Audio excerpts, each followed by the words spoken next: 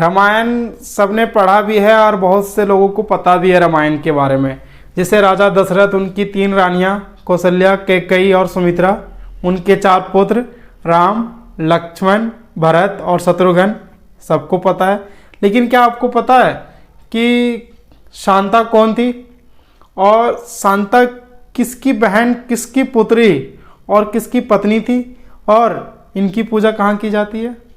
पता है आप लोगों को? नहीं पता है तो आइए जानते हैं इस छोटी सी कहानी के माध्यम से। आप वीडियो के अंत तक जरूर बने रहिएगा, क्योंकि कहा गया है ना, ऐसा माना भी जाता है कि आधा अधूरा ज्ञान इंसान को ले डूबता है। इस चीज़ को ध्यान में रखिएगा। तो आइए जानते हैं शांता कौन थी।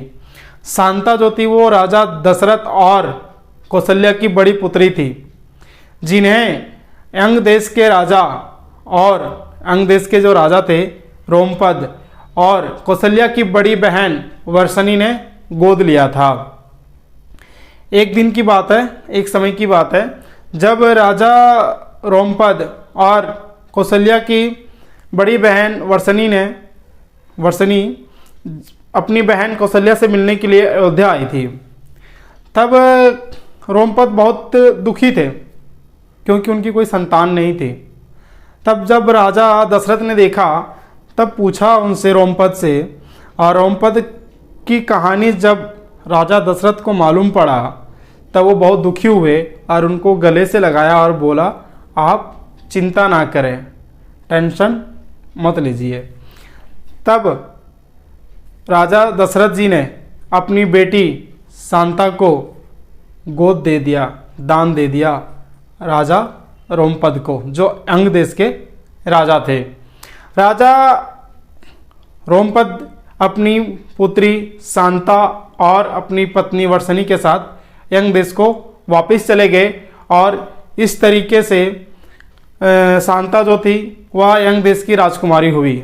शांता को वेद कला और शिल्प का अनूठा ज्ञान था, और वह बहुत सुंदर भी थी, और आप कह सकते हो कि वह सर्वगुण संपन्न थी।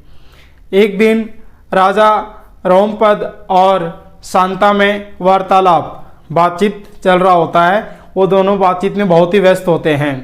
मानसून के समय में एक ब्राह्मण आता है, और ब्राह्मण जो आते हैं वह मदद के लिए आते हैं अपने खेतों को लेकर। लेकिन राजा रोमपद व्यस्त होते हैं अपनी बेटी से बात करने में, लेकिन जो ब्राह्मण की बात है वो उनके बातों पे ध्यान नहीं देते हैं, उनकी याचना पे ध्यान नहीं देते हैं।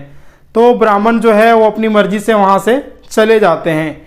यह सब इंद्रदेव देख रहे होते हैं, और अपना भक्त का अपमान समझकर वह नाराज हो जाते हैं, और नाराज होने के बाद वह अंग देश में वर्षा करना बंद कर देते हैं। अंग देश में जब वर्षा बंद हो जाता है तो सूखा पड़ने लगता है, वहाँ हाहाकार मचने लगता है। तब रोमपद को समझ में नहीं आता। इस समस्या का समाधान पाने के लिए वह श्रृंग ऋषि के पास जाते हैं और उनसे विनती करते हैं यज्ञ के लिए।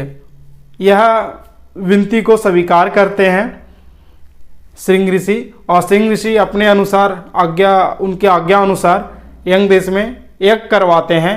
और वहाँ जब यज्ञ संपन्न होता है, उसके बाद वहाँ बारिश होती है, और पहले जैसे ही हरा भरा सब कुछ हो जाता है। यह सब देखने के बाद रोमपद बहुत खुश होते हैं, बहुत प्रसन्न होते हैं, और देवी शांता का विवाह श्रृंग ऋषि से करवाते हैं। श्रृंग ऋषि से उनका विवाह संपन्न करवाते हैं। तो यह थी एक छोटी सी कहानी शांता की, जो श्रृंग ऋषि से विवाह भी होता है, और राम की बहन शांता है, और राजा दशरथ और कौशल्या की पुत्री शांता है। इनकी पूजा की मैं बात करूं कि पूजा कहाँ की जाती है, तो जो इनका पूजा है वह कुल्लू मनाली से 50 किलोमीटर दूरी पे इनका मंदिर स्थित है। वहाँ पे इनकी मूर्ति या तो इनका रूप मूर्ति के रूप में स्थापित किया गया है, जो शांता और श्रृंग ऋषि दोनों साथ में वहाँ पे विराजमान है। बहुत से भक्तजन बहुत दूर दूर से आते हैं वहाँ पे दर्शन करने के लिए। और आपको एक बात बता दूं मैं कि जो दशहरा का जो हमारा फेस्टिवल है, त्यौहार है, वह बहुत ही धूमधाम से वहाँ मनाया जाता है। तो एक बार वहाँ जाकर ज़रूर हमें देखना चाहिए इस फेस्टिवल को, इस त्यौहार को। तो यह जानकारी आपको कैसी लगी? अगर अच्छी लगी तो वीडियो को लाइक करें और चैनल को सब्सक्राइब करें और मेरे साथ प्रेम से बोलिए राधे राधे। फिर मुलाकात होगी अगले वीडियो में, तब तक के लिए जय श्री कृष्णा।